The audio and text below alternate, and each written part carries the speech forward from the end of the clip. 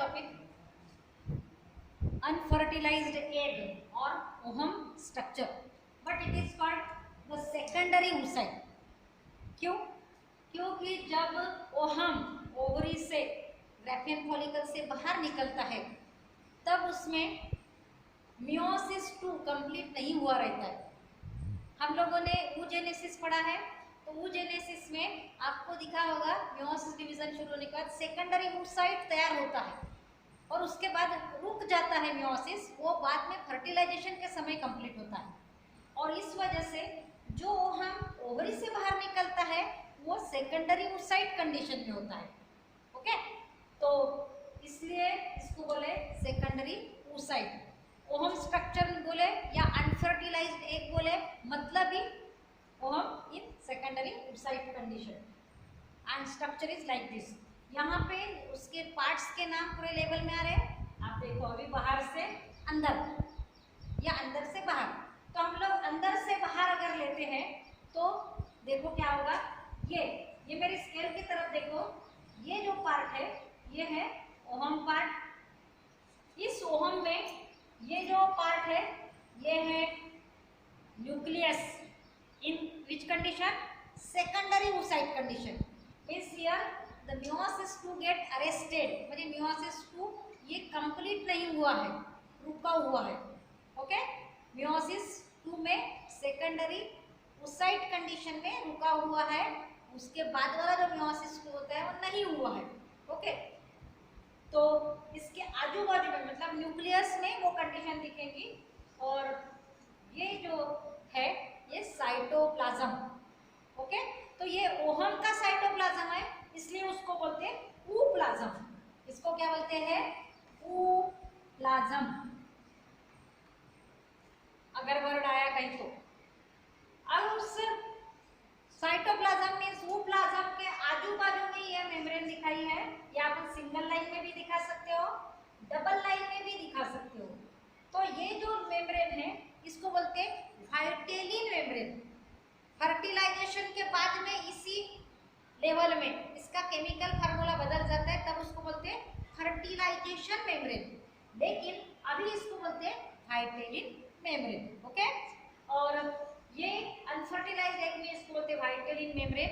अब वाइटेलिन मेम्ब्रेन के अंदर के साइड में देखो ये दिख रही है खाली जगह, मेम्ब्रेन और ooप्लाज्म के बीच में खाली जगह दिख रही है, उसको बोलते हैं प्री वाइटेलिन स्पेस। प्री मतलब पहले, वाइटेलिन मेम्ब्रेन के पहले वाली मतलब अंदर वाली, उसको बोलेंगे प्री वाइटेलिन स्पेस।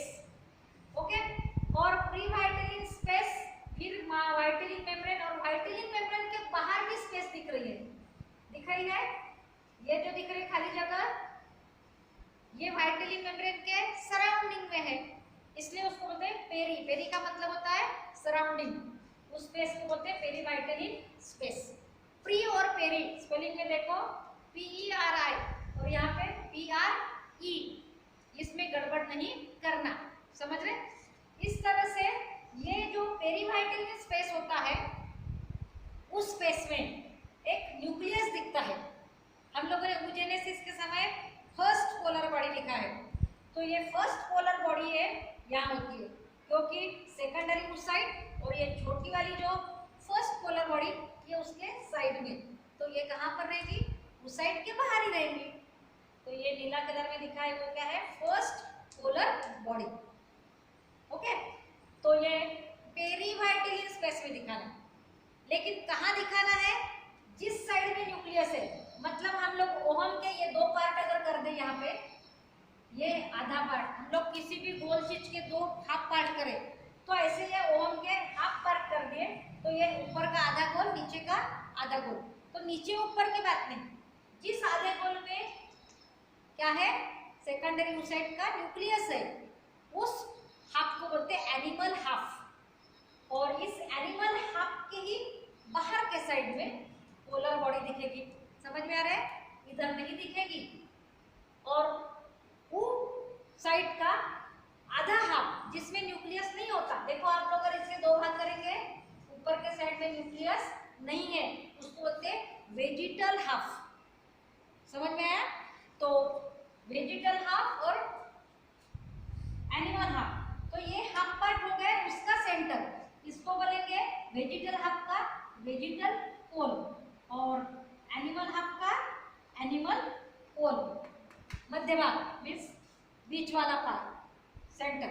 तो इस तरह से ये उस साइड के दो पार्ट होते हैं, दो हाफ होते हैं, न्यूक्लियस वाला एनिमल हाफ और बिना न्यूक्लियस वाला वेजिटल हाफ। ओके, और उस हाफ पार्ट के पोल उनके ही नाम पर, एनिमल पोल एंड वेजिटल पोल। और ये पोलर बॉडी किस साइड में होना है? एनिमल हाफ के बाहर, पेरीवाइटल स्पेस में। अभी देखो पेरीवाइटल स्पेस के सराउंडिंग ये येलो कलर में दिखाई है लेयर, ये सेल से बने नहीं होती, means it is non cellular layer, non cellular layer of one of the chemical, chemical के नाम दिए हैं, आप उसको अलग के लिए मल्टीपल चॉइस के लिए पढ़ना। इसको बोलते हैं यस लेयर को, नॉन सेलुलर लेयर को बोलते हैं zona pellucida, zona pellucida. But zona pellucida को चिपक के, ये ज़ोना पेलुसिडा को चिपक के ये ऑरेंज कलर में जो सेल्स दिखा है, is the layer made up of cells, means it is the cellular layer.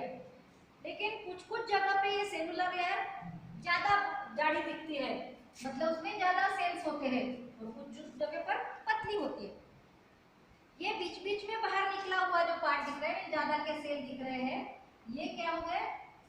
Radial part में ज्यादा के दिख रहा है, बाहर निकला हुआ पार्ट है, तो उसको कोरोना बोला जाता है। अभी ये कोरोना का डिसीज जो है वो कोरोना नहीं, कोरोना का मतलब होता है कि मेन बॉडी से बाहर निकले हुए ऐसे डेकोरेशन वाला प्रोजेक्टिंग पार्ट, उसको बोलते हैं कोरोना। तो इस पार्ट में ये बाहर निकले हुए जो सेल्स है इसको बोलेंगे कोरोना।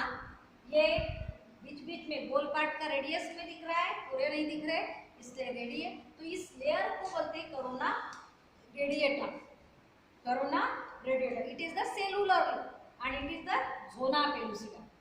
इस तरह से प्रोटेक्टिव कवर होते हैं कोरोना रेडिएटा, उसके अंदर ज़ोना पेलुसिडा, उसके अंदर वाइटेलिट मेम्ब्रेन, और उसके सराउंडिंग में ये जो दिखाया है ये तो उसके साथ जो कुछ फ्लूइड होता है प्रोटेक्टिंग, ये कुछ लेयर नहीं है, ये हम लोगों को उसमें दिखाया है, वो कुछ लेयर नहीं है, ये ब्लू कलर में दिखाया है, उसको हमको कोई नेम देना नहीं है। डायग्राम आपके बुक में वैसी है करके हमने वहाँ दिखाई है, अगर आपको इसको बोझ डालेंगे नहीं निकालेंगे तो भी चलेगा, क्योंकि यहाँ पे ओम स्ट्रक्चर इसी से होता है। ओके, लेकिन इसमें कुछ स्टिकी मटेरियल उसके साथ निकलता है, और ये सेल से खाली टूट गई तो उसके साथ वहाँ रहती है, बाद में वो डिजॉल्व हो जाएगा, इसलिए वो शो करने के लिए दिखाया है। आप शो करो ना करो दोनों चलेगा। Okay, it is the structure of unfertilised egg, means जिसमें फर्टिलाइजेशन नहीं हुआ है, इसी को हम लोग ओहम भी बोलेंगे, ohm in condition of secondary oocyte। तो आपको ये 2-3 नाम से डायग्राम पूछी जाए तो ये निकलना है, स्ट्रक्चर पूछी जाए तो इसी के लेवल की पोजीशन बता के अंदर से बाहर या फिर बाहर से अंदर, इस तरह से आप लोग एक्सप्लेन करोगे, और फिर इसका function. During fertilization, this secondary oocyte nucleus divide by meiosis II and the formation of ovum, that is proper ovum, that is the ovum pronucleus, or we can say the female gamete। मतलब ये जो nucleus है meiosis II division complete करता है और ये बड़ा nucleus तैयार होता है, वो बड़ा न्यूक्लियस मीन्स ओहम प्रोन्यूक्लियस या फिर फीमेल गैमेट बोलेंगे अपन, और एक पोलर बॉडी तैयार होगी, वो पोलर बॉडी भी बाहर आ जाएगी, बाहर आ जाएंगे। एक्चुअली ये पूरा का डिवीजन पकड़ा जाता है, तो फिर फर्टिलाइजेशन के समय यहाँ पे 2 पोलर बॉडी दिखाए जाते हैं, और ये जब 2 पोलर बॉडी दिखाए थे तब इधर स्पर्म की एंट्री भी दिखाई जाती है। समझ में आ रहा है? अगर यहाँ 2 पोलर बॉडी पहले दिखाई तो ये गलत है, क्योंकि स्पर्म दिखाए जाएंगे, इधर स्पर्म एंट्री करता है और इधर सेकंड पोलर बॉडी तैयार होगी, लेकिन सेकंड पोलर बॉडी नहीं है, स्पर्म दिखा नहीं, ये सिर्फ ओहम का स्ट्रक्चर है, and it is in the condition of oocyte में। ये बार बार क्यों बोल रहे हैं? ये क्वेश्चन बार बार पूछा जाता है कि इसको सेकेंडरी oocyte क्यों बोलते हैं, रीजन पूछा जाता है। Okay, thank you.